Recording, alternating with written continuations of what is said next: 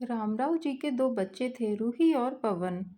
पवन बड़ा था और रूही छोटी थी। दोनों ही पढ़ाई में बहुत होशियार थे।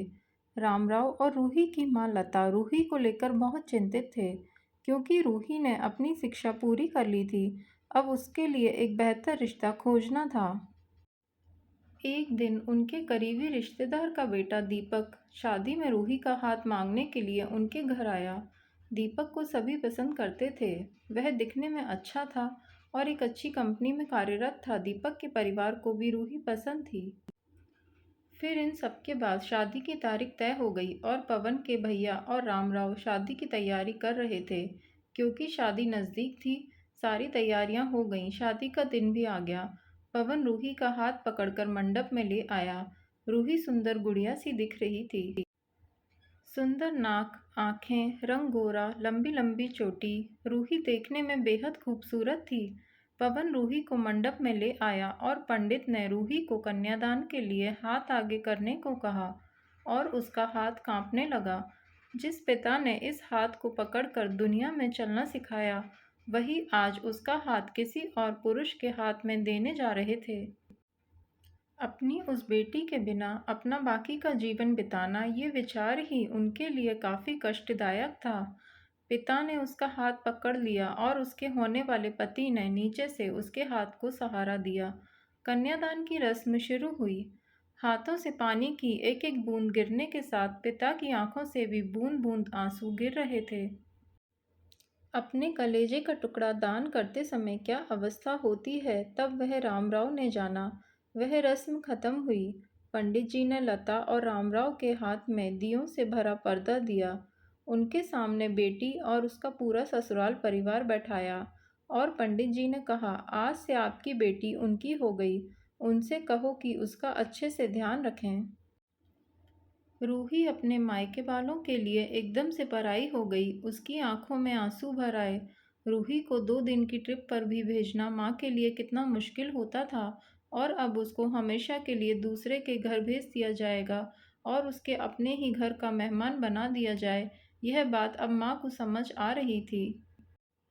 उस रस्म के बाद दूल्हा गेट पर आ गया। पंडित जी ने आवाज़ दी, लड़की के मामा लड़की को लेकर आओ। उस मामा का हाथ पकड़कर वह उस अंतरपाट पर जा रही थी।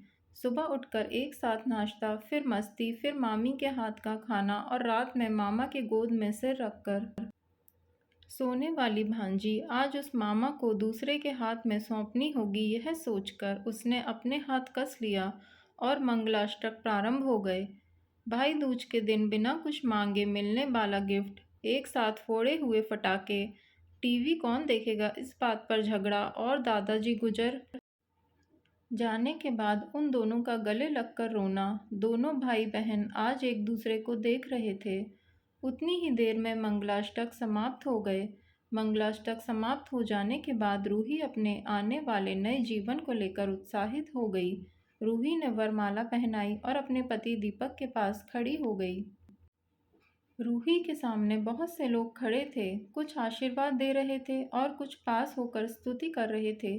फोटो के लिए उसकी सहेलियां आईं। एक ने उसका हाथ पकड़ा, दूसरी ने उसका पल्लू अटका हुआ निकाला, तीसरी ने उसके आंसू पोंछे। हम घर रहने के लिए आ रहे हैं, आंटी को बोलना खाना खाने के लिए आएंगे। उसे उस एक कमरे की आवाज़, एक दूसरे के अधिकार और वह दिन याद आ गए जब वे एक साथ रहती थीं। अचानक पति दीपक ने कहा कि तुम चारों की तस्वीरें ले लो, मैं साइड में खड़ा हो जाता हूँ। और वह चारों चेहरे हंसे। खाने की कतार में आज रूही माँ पापा से दूर दूसरे लोगों के साथ बैठी थी। खाना खाने के बाद पंडित जी ने गौरी हार की पूजा करने के लिए बुलाया। रूही ने वहां मन से पूजा की।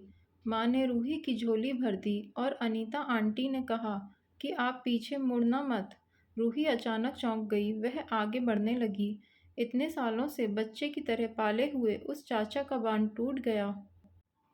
स्कूल से घर वापस आने में देर हो जाने पर अस्वस्थ होने वाले वह चाचा जी, जन्मदिन पर 5-6 फ्रॉक उसके आगे लाकर रखने वाले चाचा जी, मैं नहीं आने वाली आज घर में, चाची के पास रहूंगी कहकर रोने वाली वह आज हमेशा के लिए दूर चली जाएगी।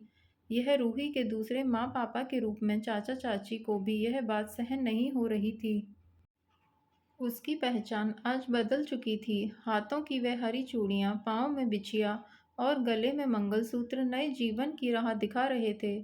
सास का हाथ पकड़कर रूही उस फूलों से सजी गाड़ी में दीपक के साथ बैठी। उस गाड़ी में खुशी थी और उस गाड़ी के बाहर खड़े सभी लोगों की आंखों में आंसू लिए उसे अलविदा कह रहे थे। रूही बोली, मम्मी पापा आती हूँ मैं। बहुत मुश्किल होता है अपना कलेजा, अपना दिल अपने ही हाथों से बाहर निकाल कर पराये के हाथों में सौंपना। और वह अपने कलेजे को, अपने दिल को खुद के दिल से लगाकर रखेगा। फिर भी हर माता पिता इस मुश्किल काम का सपना देखते हैं लड़की के जन्म के बाद से ही। स्टोरी पसंद आए तो कृपया मेरे चैनल को सब्सक्राइब करें। धन्यवाद।